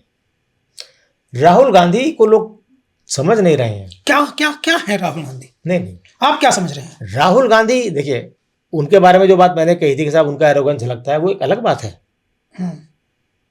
लेकिन राहुल गांधी का जो विजन है, आइडिया ऑफ इंडिया, और उसकी जो राहुल गांधी की जो ताकत है, असली ताकत है, वो तमाम झंझावत आ जाए, तमाम चुनौतियां आ जाएं, वो आदमी अकेला डट के खड़ा हुआ है सामने कि तुम मेरा साथ दो या ना दो, मुझे अपनी इसी आइडियोलॉजी पे डटे रहना है, मैं अकेला लड़ूंगा। मैंने पूछा था उनसे सवाल 2019 में जब राहुल गांधी ने इस्तीफा दिया अध्यक्ष पद से, उनकी क्या शिकायत थी कि मैं अकेला लड़ रहा था। 2024 के चुनाव से पहले एक प्रेस कॉन्फ्रेंस चल रही थी और जब सवाल पूछने का नंबर आया तो मैंने पूछा कि राहुल जी 2019 में आप अकेले थे, लड़ रहे थे, और आज भी आप मोदी से अकेले लड़ते नजर आ रहे हो, कहाँ है बाकी लोग आपके? राहुल गांधी ने 5-6 सेकंड का पॉज लिया और जवाब दिया कि नहीं, मैं अकेला नहीं हूं, मेरे साथ देश की जनता है। पॉज लिया? 5-6 सेकंड का पॉज लिया? हाँ, मतलब रुक गए। उसके बाद बोले कि मेरे साथ देश की करोड़ों जनता है, मेरे साथ लड़ रही है। उन्होंने ये नहीं कहा कि मेरी पार्टी का हर नेता मेरे साथ खड़ा हुआ है, खड़ा होता तो कहते वो। राहुल गांधी के साथ जो प्रॉब्लम हो रही है वो ये हो रही है कि साहब उनकी पार्टी ही उनके नेतृत्व को पूरी तरह स्वीकार नहीं कर पा रही है, आत्मसात नहीं कर पा रही है। लोगों का ईगो सामने आ जाता है कि हम उम्र में हमसे छोटा है, हम कैसे इसका करें। लीडर तो लीडर होता है। जब मुसलमान नमाज पढ़ते हैं तो वहाँ उम्र देखते हैं इमाम की क्या? जो इमाम बन गया अल्लाह अकबर, उसके पीछे अल्लाह अकबर है। मोदी की उम्र देखी किसी ने? यहाँ दिक्कतें हैं लोगों को। कांग्रेस जो है वो अंदरूनी चुनौतियों से हार रही है। एक फिलोसफर ने बड़ी अच्छी बात कही कि अगर आपने अच्छी क्वालिटी के जूते पहने हुए हैं तो कितनी भी पथरीली सड़क हो, नुकीले पत्थर उसके ऊपर पड़े हुए हो, कांच बिखरा हुआ हो, कीले पड़ी हो, आप उस पर चलते चले जाओगे, दौड़ते चले जाओगे। और आप कितनी बढ़िया क्वालिटी के चप्पल पहन लो, जूते पहन लो, और कितनी क्लीन सड़क हो, अगर उस जूते के अंदर एक छोटा सा कंकर आ जाए आप 10 कदम नहीं चल पाओगे। ये होता है अंदरूनी चुनौतियां। अभी असम में चुनाव हो रहे हैं ना, प्रियंका गांधी को बनाया हुआ है स्क्रीनिंग कमेटी का चेयरमैन। क्या कर रही है प्रियंका गांधी? वहां झगड़े निपटाने में लगी हुई है। उन्हें असम जाना था, भूपेंद्र बोरा जो उपाध्यक्ष थे पार्टी के, वो छोड़ के भाग गए, बीजेपी ज्वाइन कर ली। तो कांग्रेस की तो दिक्कत यही, लोग कहते साहब बूढ़ा क्या नाम के पुराने कांग्रेसी जिन्होंने राहुल गांधी ने जिन्हें खड़ा किया था वो सब भाग गए छोड़ के, जिन पे तकिया था वही पत्ते हवा देने लगे। ये कांग्रेस की बात हो गई, लेकिन कुछ ऐसे इश्यूज भी हैं जो हम आपसे और भी करना चाहते हैं। हम एक तो ये बहुत इम्पोर्टेंट है कि एक स्थिति का आपने 25 साल पहले आकलन किया था। आपने 25 साल पहले एक आर्टिकल लिखा था और 25 साल हो गए उस बात को, आज भी अब वो ज़्यादा प्रासंगिक हो गया है। थोड़ा कम था, अब ज़्यादा हो गया। 500 का नोट और मुसलमान।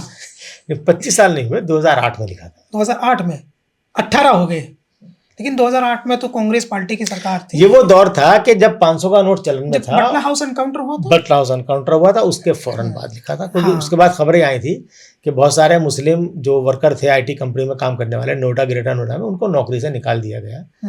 और हमारे एक रिलेटिव रहते हैं वहीं बटला हाउस में ही, तो उनका भी मेरे पास एक दिन फ़ोन आया, बोले यूसुफ भाई मैं नौकरी के लिए अप्लाई कर रहा हूँ, मेरा कहीं से कॉल नहीं आ रही है। तो मेरे एक दोस्त ने कहा कि यार तू बटला हाउस का एड्रेस तूने दे रखा, तो कहाँ से कॉल तुझे आ जाएगी, कि मैं आपका एड्रेस दे दूँ वैशाली का। तो मैंने, तुम दे दो। बटला हाउस में रहने वाले बच्चों को नौकरियां मिलनी बंद हो गई थी। ऐसा बहुत सारे लोगों ने उस टाइम शिकायत की थी और रिपोर्टिंग हुई है ऐसी। तो वो उसके पीछे तो मैंने तो आर्टिकल में सारी बातें लिखी थी, पर्सनल एक्सपीरियंस भी लिखे थे, बाकी सब कुछ लिखे थे। आपने, मुझे याद है मैं कर्नाटक में विधानसभा चुनाव कवर करने गया था, आपका फ़ोन आया था 2008 पढ़ने में, 2008 में आर्टिकल पढ़ने के बाद कॉल की मैंने आपको। हाँ। तो वो दौर था कि जब 500 का नोट चलन में था, पुराना वाला, और उसके बारे में कहा जाता था साहब नकली नोट बहुत हैं। तो आप 500 का नोट किसी को देते थे ना, तो वो यूँ करके लाइट में देखता था कि असली है कि नकली है। तो उस दौर से वो हालात बनने शुरू हो गए थे, खासकर बटला हाउस एनकाउंटर के बाद। उससे पहले जो दिल्ली में धमाके हुए थे, तो हर मुस्लिम जो था वो स्कैनर पे था। अब तो वो सब स्कैन हो चुके हैं, सबके बारे में पता चल गया कि साहब सब देशद्रोही हैं, सब जो है वो जिहादी हैं, सब ये सबको बारे। अब तो आजकल का निज़ाम तो कहता है कि तो कोई कर, अभी 2-3 वीडियो अभी वायरल हुई हैं। एक आदमी वहाँ नमाज़ पढ़ रहा है खेत में, उसको जाके उसकी पिटाई कर दी। बरेली में कुछ लोग घर में नमाज़ पढ़ रहे थे अपने, उनके ऊपर मुकदमा ठोक दिया। हालांकि बाद में हाई कोर्ट ने बहुत सख्त उस पर एक्शन लिया और डीजीपी से जवाब तलब किया है कि भाई तुमने किस आधार पर मुकदमा इसको किया है। तो कानून वानून अब रह नहीं गया है। जो सरकार, वो होता था ना कि ज़िल्ले इलाही का हुक्म ही उसका कानून है टाइप, मेरा वचन ही है मेरा शासन। बाहुबली में आजकल पुराना नहीं, अब नया आ गया, नया। तो ये नहीं होता है। जो सरकारें हमारे यहाँ बनती हैं वो संविधान की शपथ लेकर चलती हैं, बनती हैं। संविधान सुप्रीम है। अब हम संविधान का और संविधान के अक्षुण्ण रखने की, संविधान को अक्षुण्ण रखने की ली गई शपथ का उल्लंघन होते हुए हर रोज खुलेआम देखते हैं, हर रोज देखते हैं। शर्म की बात है। तो जो मुसलमानों की हालत हमने 2008 में बयान की थी, उससे तो अब वो अगर बद थी तो अब तो बदतर से भी कहीं ज्यादा बदतरीन हो गई है, बदतरीन से भी बदतर हो गई है। आपको लगता है, आपके एक्सपीरियंस के हिसाब से, क्योंकि आपका जर्नलिज्म का एक्सपीरियंस भी लगभग 35 साल का है, तो आपको ऐसा लगता है कि कुछ बेटर होगी मुसलमानों की पोजीशन या और ज़्यादा खराब होगी? हाँ, बिल्कुल बेटर हो सकती है। और हमेशा कुछ भी सिचुएशन हो, बेटरमेंट की गुंजाइश हमेशा होती है। अल्लामा इकबाल का वो शेर याद कीजिए जिसमें उन्होंने कहा कि साहब सबक फिर पढ़, शुजाअत का, अदालत का, लिया जाएगा काम तुझसे दुनिया की इमामत का। मुसलमान के लिए सबसे बेहद चीज़ क्या है? उसका करैक्टर है, उसका अखलाक है। हुस्न अखलाक कहते हैं उसको भाषा में। जी, हुस्न अखलाक कहते हैं। वो अखलाक आप ले आइए अपने अंदर और फिर देखिए चीज़ें बदल जाएंगी। जितना बुरा हाल है, ऐसा नहीं, देखिए जो मुसलमानों के बारे में, मुसलमानों का जो तो डेमोनाइजेशन किया गया, वो तो उसके पीछे एक सोची समझी रणनीति रही है। और बहुत सारी झूठे, मनगढ़ंत, झूठे, बेबुनियाद आरोप मुसलमानों पे लगा के उन्हें सही साबित करने की कोशिश की जाती है। हम देखते हैं आरएसएस का एक प्रोपेगेंडा शुरू से कि मुसलमानों को बदनाम करो, हर चीज़ के लिए जिम्मेदार ठहराओ, ये गंदे रहते हैं, बद अखलाक होते हैं। ऐसा नहीं होता है। जिनका इंटरेक्शन मुसलमानों के साथ होता है, मुसलमान क्या होते हैं उनके बारे में आप पूछिए। अभी हमारे बिजनौर से किसी गाँव से खबर आई कि एक लेडी थी हिंदू, उनका कोई भाई नहीं था, पड़ोस में रहने वाले मुस्लिम थे, उन्होंने मुँह बोला भाई बहन का रिश्ता था, उनकी डेथ हो गई थी। तो डेथ से पहले अपने बच्चों से कह के मरे थे कि जब इनके यहाँ शादी होगी बच्चों की तो तुम भात देना ही हो, मेरी बहन है। ये तो उत्तर प्रदेश में कल्चर है। देखिए गुलाबो देवी मिनिस्टर है वहाँ से, स्टेट गवर्नमेंट में गुलाबो देवी करके एक मिनिस्टर हैं, एक कोई उनके तो, भाई हैं वो बोले हनीफ, उनके यहाँ भात की रस्म के लिए गई थी। तो मैं ये कह रहा हूँ, तो आज भी वो जो एक दूसरे के प्रति है वो जिंदा है। तो उस भाईचारे की परंपरा को सामने लाने और उसे प्रोवोकेट करने की ज़रूरत है। इंसानियत सब कुछ चीज़ होती है। कोई भी धर्म जो है, आप किसी भी धर्म के रिचुअल्स को फॉलो करो, उसके मूल में एक ही चीज़ है जिसे आप कह सकते हैं हिंदी में हिंदी में कहते हैं मानव कल्याण, अंग्रेजी में कहते हैं ह्यूमन वेलफेयर, और मुसलमानों को तो हुक्म है कुरान में। यूसुफ साहब, आप इस तरह के जर्नलिस्ट हैं, मैं आपको, क्योंकि एक तो आप में वेरिएशन बहुत है, सिंपल वेरिएशन इसलिए चूँकि आप डिजिटल, आप प्रिंट और आप टीवी मीडिया, तीनों में आप एक दशक अलग अलग फील्ड में काम कर चुके हैं, तो ये तो वेरिएशन है। दूसरा ये है कि आपका अप एंड डाउन बहुत है। किसी जर्नलिस्ट का मुझे सच लगता है कि इतना अप एंड डाउन नहीं है कि वो 2 साल के लिए बिल्कुल एकदम वो हो, फिर एक अप करें, कहीं एडिटर हो जाएँ फिर, तो आपका अप एंड डाउन बहुत है, इसलिए आपका एक्सपीरियंस ज़्यादा है। सीधे तौर पे कहूँ तो ठोकरा जाते हैं जीवन में, और आपको जो है इसलिए अनुभव अधिक है। मैं यहाँ ये जानना चाहता हूँ, और ये बहुत स्पेशल बात भी है कि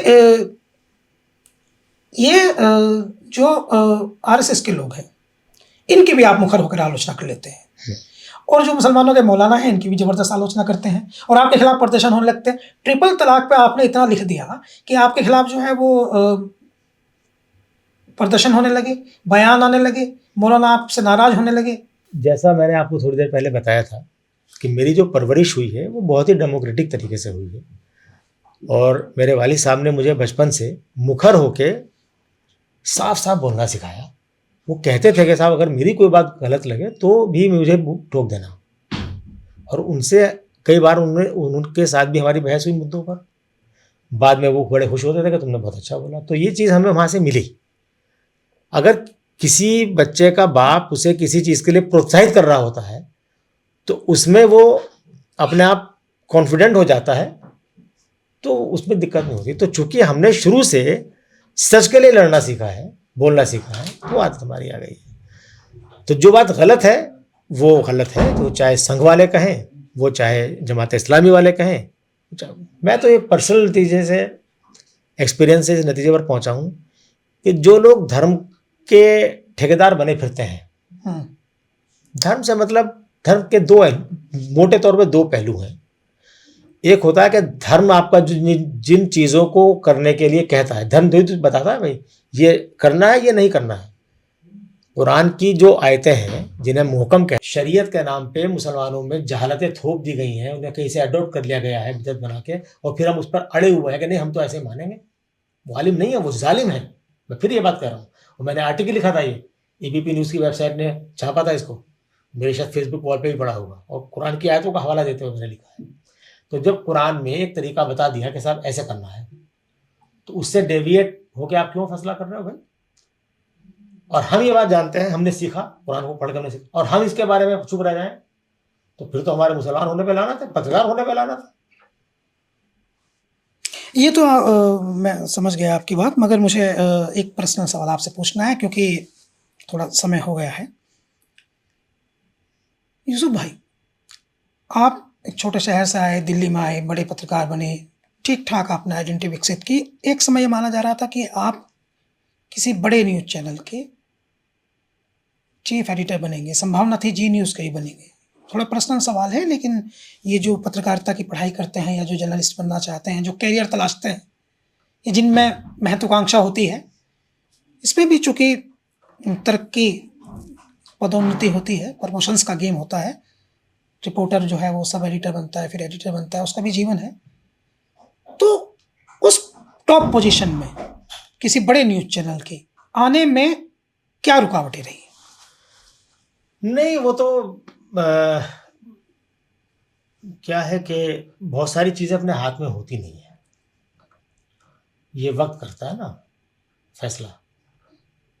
और मैं तो कहूँगा कि जो लब अपने सी लिए होते, कुछ लोग कुछ रोज़ और जी लिए होते। जो लब अपने सी लिए होते, जो लब अपने सी लिए होते, कुछ रोज़ और जी लिए होते। तो इन सब बातों का कोई मतलब नहीं है। जी न्यूज़ छोड़ने का फैसला सिर्फ जी न्यूज़ की बात नहीं कर रहा हूँ, मैं कद की बात कर रहा हूँ। हाँ, वो मतलब एक सबसे बड़ा ऑर्गेनाइजेशन जिसमें मैंने काम किया वो जी न्यूज़ था, उससे मेरी आज भी पहचान जुड़ी हुई है। और इसके लिए मैंने पहले भी कहा कि मैं ज़िंदगी भर जी न्यूज़ का शुक्रगुजार रहूँगा, उनके मालिकान का शुक्रगुजार रहूँगा कि उन्होंने मुझे बहुत मौका दिया, पूरी लिबर्टी दी, और मेरे काम में 11 साल का मेरा एसोसिएशन जी न्यूज़ के साथ रहा, और एक बार भी मेरे ऊपर किसी तरह का कोई दबाव नहीं था। जो मैंने स्टोरी जो मुझे लिखी, मेरी फितरत रही है कि जब मैं स्टोरी करता हूँ, न्यूज़ लिखता हूँ, तो उसमें मैं कोई पक्ष नहीं करता हूँ। वो ठीक है एक्चुअली। हाँ, तो वो सबसे बड़ा संस्थान मेरा था। उसके बाद मैं छोड़ के जी न्यूज़ छोड़ना मेरी कोई गलती नहीं थी। वो एक वक्त हो गया था, मुझे लगता था कि वहाँ मेरा ग्रोथ मेरी रुक गई। हाँ, जी न्यूज़ छोड़ के जो चैनल मैंने ज्वाइन किया था वो मेरी गलती थी, वो एक बड़ी गलती थी। उसके बाद वो करियर का जो पाथ था जो ऐसे जा रहा था वो ऐसे आ गया, और फिर वो उसमें ऐसे ऐसे होता रहा, लंबा होता रहा, और उसके बाद फिर हालात ऐसे हो गए कि हम जैसे लोग जो है वो मार्केट से आउट हो गए या आउट कर दिए गए, या दोबारा जाने का उसमें मौका नहीं मिला, कोई अच्छा ब्रेक, कोई अच्छा एसोसिएशन नहीं मिला। ये बात इसलिए लेकिन एक चीज मैं ये कहता हूँ आज भी कि जितने बड़े टीवी चैनल हैं, जितने बड़े अखबार हैं, जिनके संपादक बैठे हैं, कोई संस्था एक न्यूट्रल टेस्ट ले ले, उसमें मुझे भी शामिल कर ले, तो भाई मैं किसी से 19 साबित नहीं रहूंगा, मैं 21 ही साबित रहूंगा, बशर्ते कि वो एक निष्पक्ष प्रतियोगिता हो। मैं आज भी बात दावे के साथ कहता हूँ। ये एक्चुअली ये जो सवाल था हमने एक्चुअली आपने इससे पहले हमने बहुत सारी बातचीत की यूसुफ अंसारी साहब से, उनको पॉलिटिकल, उनके करियर, उनकी पॉलिटिकल समझ और उनके प्रसंगों पर, लेकिन आखिरी की जो बातचीत थी, आखिरी का जो सवाल था, ये आपको समझाने के लिए था, ये आपको बताने के लिए था, खासकर नौजवानों को बताने के लिए था कि एक व्यक्ति बहुत काबिल हो, लेकिन अगर वो टीम में नहीं खेल रहा है तो उसकी उपयोगिता कैसे कम हो जाती है, खत्म हो जाती है। जैसे आजकल आप इंडियन क्रिकेट टीम में कुछ महत्वपूर्ण खिलाड़ियों को ना खेल पाने पर सवाल उठाते रहते हैं। यूसुफ अंसारी साहब देश के एक जाने माने पत्रकार थे, और उस दशक में, 2000 के दशक में, वो देश के टॉप 5 जर्नलिस्ट में से एक थे, जिनकी ग्राउंड रिपोर्ट, जिनकी लाइव रिपोर्ट, जिनकी पॉलिटिकल रिपोर्ट, जिनकी संसद की रिपोर्ट शानदार होती थी। लेकिन धीरे धीरे कैसे उनके करियर को ब्रेक लगा और कैसे उनकी योग्यता, उनके कद और उनके पद में परिवर्तन आया कि देश में आज बहुत सारे संपादक ऐसे हैं जो उनके समकक्ष हैं या उनके जितना ही ज्ञान रखते हैं, या हो सकता है उनसे कम, मगर उनके पास उतने अवसर नहीं है जितने अवसर किसी दूसरे के पास इस समय हैं। बहुत धन्यवाद आपका यूसुफ अंसारी साहब, बहुत धन्यवाद आपका। बहुत बहुत शुक्रिया।